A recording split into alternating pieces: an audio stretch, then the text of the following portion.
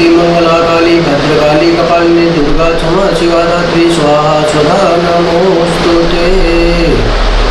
श्री गणेशाय नमः।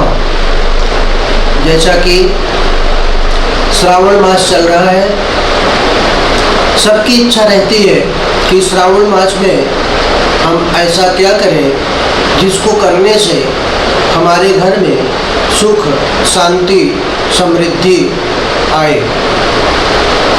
श्रावण मास में हमेशा ध्यान देना चाहिए कि श्रावण मास में लोग व्रत भी रखते हैं, उपवास भी रखते हैं, बहुत सारे लोग प्याज लहसुन का भी त्याग करते हैं। अपने अपने हिसाब से सब शिव जी की आराधना करते हैं और शिव जी की आराधना करने से लोगों को मन की इच्छाएं पूरी होती हैं। किस कार्य के लिए हम किस प्रकार से शिव जी की आराधना करें, यह ध्यान देने की बात है। शिव जी को जल तो सब चढ़ाते हैं।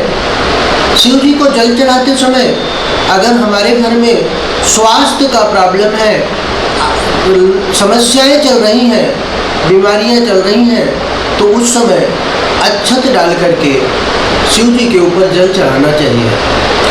अक्षत भी कई बार लोग काउंटिंग गिनते हैं, कई बार नहीं गिनते हैं।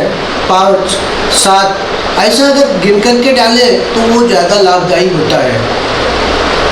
5 अक्षत, 7 दाने, 11 दाने, इस प्रकार से अक्षत का दाना डाल करके शिव जी को जल चढ़ाने से घर में आयु की वृद्धि होती है, सुख शांति की वृद्धि होती है।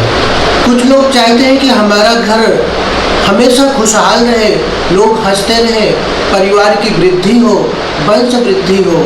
इसके लिए फूल डाल करके शिव जी को जल अर्पण करना चाहिए।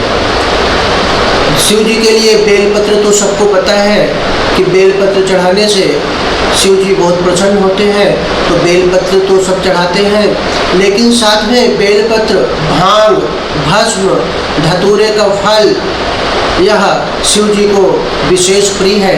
मंदार का फूल।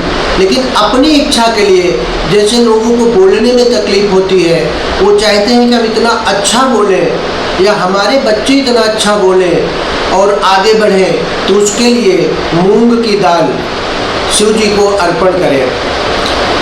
और कुछ लोग चाहते हैं कि धन की प्रॉब्लम है, धन की समस्याएं हैं, तो जल में शक्कर डाल करके शिव जी को चढ़ाएं, क्योंकि धन के लिए गन्ने के रस का प्रयोग किया जाता है, जो कि हमेशा उपलब्ध नहीं होता। इसलिए शक्कर डाल करके अगर शिव जी को हम जल चढ़ाते हैं तो धन धान्य की वृद्धि होती है। अब अगर हमारे यहाँ विशेष समस्याएं हैं, ज़्यादा परेशानी है, चाहे शारीरिक हो चाहे आर्थिक हो, तो ऐसी कंडीशन में शिव जी को 3 लोटा जल या 5 लोटा जल चढ़ाना चाहिए। लोटा छोटा होगा तो चलेगा, क्योंकि 5 लोटा जल चढ़ाना थोड़ा सा बड़ा लोटा रहा तो मुश्किल होता है।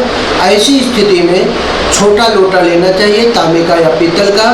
कम से कम 3 लोटा या 5 लोटा जल चढ़ाने से सारी कामनाएं पूरी होती हैं, जो हमारी इच्छाएं होती हैं, जिस उद्देश्य से हम जाते हैं शिव मंदिर पे चढ़ाने, वो पूरी होती है। अब जो लोग बड़े ज्योतिर्लिंग पे जाते हैं, वहाँ तो 5 लोटा या 3 लोटा नहीं चढ़ सकता है, क्योंकि वहाँ पर भीड़ रहती है। लेकिन जो हम अपने घर पर चढ़ाते हैं, घर के आसपास के मंदिर पर चढ़ाते हैं, वहाँ पर हम एक बाल्टी में या एक गगरे में जल लेके जाएं। वहाँ पर कम से कम कोशिश करें कि 3 लोटा या 5 लोटा अगर जल चढ़ाते हैं तो हमारा उद्देश्य, हमारा कार्य शीघ्र सफल होता है। और श्रावण मास में अगर हम पूजा करते हैं तो 12 महीने की पूजा करने का भी फल प्राप्त होता है। यही कारण है कि लोग श्रावण महीने में सारे कार्य को छोड़ करके शिव जी की पूजा के लिए, शिव जी को जल चढ़ाने के लिए अपना टाइम निकालते हैं।